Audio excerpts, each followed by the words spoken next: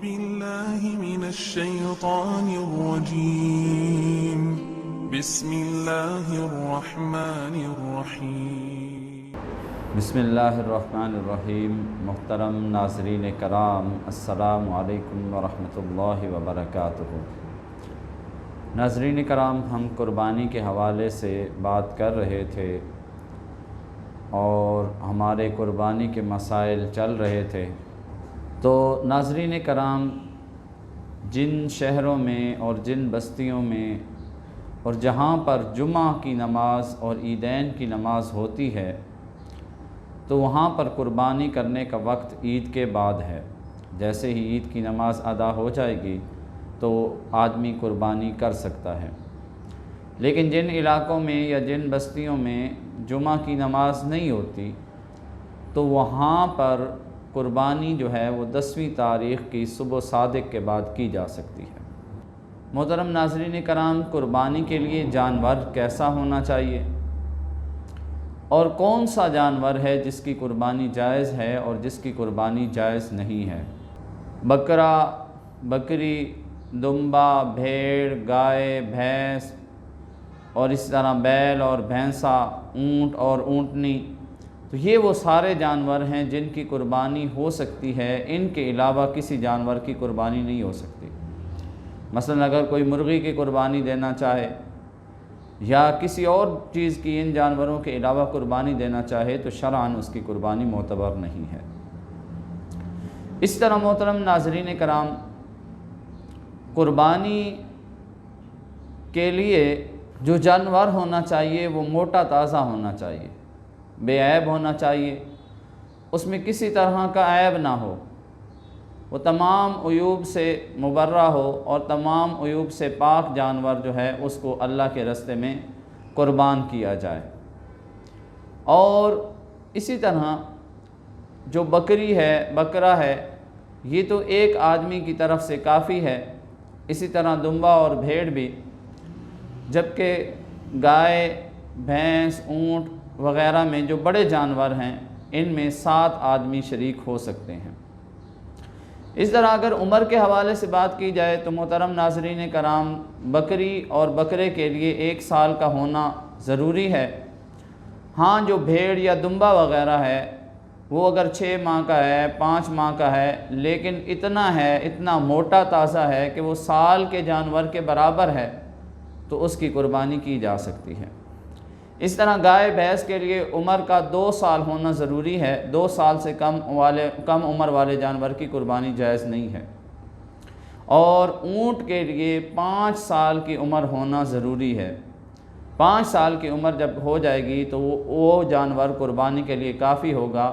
اس سے کم عمر والا جانور قربانی کے لیے کافی نہیں ہوگا۔ یہ وہ جانور ہیں جن کی ہم قربانی کر سکتے ہیں۔ اسی طرح ان جانوروں میں جو چیز ہم نے دیکھنی ہے وہ یہ دیکھنی ہے کہ جب آدمی شریک ہو رہا ہے تو اس کی نیت کیا ہے۔ اگر اس کی نیت قربانی کی ہے پھر تو ٹھیک ہے، یا عقیقہ وغیرہ کی نیت ہے تو پھر تو ٹھیک ہے۔ لیکن اگر کوئی محض گوشت کھانے کے لیے ان میں شریک ہوتا ہے تو اس آدمی کی قربانی نہیں ہوگی، بلکہ ان تمام شرکاء کی بھی قربانی نہیں ہوگی جو اس جانور میں شریک ہیں۔ تو اس لیے ہمیں نیت کا خالص رکھنا ضروری ہے، اور قربانی میں دوسروں کو شریک کرتے وقت یہ احتیاط کرنی چاہیے کہ کوئی ایسا آدمی نہ ہو جس کی نیت گوشت کی ہو۔ سب کی نیت رضائے للہ، اللہ کے ہاں قربانی پیش کرنے کی ہو، تب وہ قربانی قبول ہوگی، وگرنہ قربانی قبول نہیں ہوگی۔ اسی طرح محترم ناظرین کرام، اگر کوئی قربانی میں شریک ہو جاتا ہے اور وہ غیر مسلم ہے، جیسے ہندو ہے، عیسائی ہے یا اور کسی مذہب سے تعلق رکھتا ہے، جو مسلمان نہیں ہے، وہ اگر قربانی میں شریک ہو جائے تو تمام لوگوں کی قربانی نہیں ہوگی، کسی کی بھی قربانی نہیں ہوگی اگر کوئی کافر اس میں شریک ہو گیا۔ تو اس لیے ہمیں احتیاط کرنا ہے۔ اب رہا یہ کہ ایک جانور آدمی خریدتا ہے تو اس میں شریک کس وقت کرے، تو افضل اور بہترین طریقہ یہ ہے کہ پہلے شرکاء تلاش کیے جائیں، اور جب 7 شرکاء جمع ہو جائیں تو اس کے بعد جانور خریدا جائے۔ اگر کسی نے جانور خرید لیا اور بعد میں شریک کیا لوگوں کو تو ہے تو یہ بھی جائز، لیکن افضل یہ ہے کہ جانور خریدنے سے پہلے شرکاء کو تلاش کیا جائے اور 7 آدمی مل کر جانور کو خریدیں اور اس کی قربانی کریں۔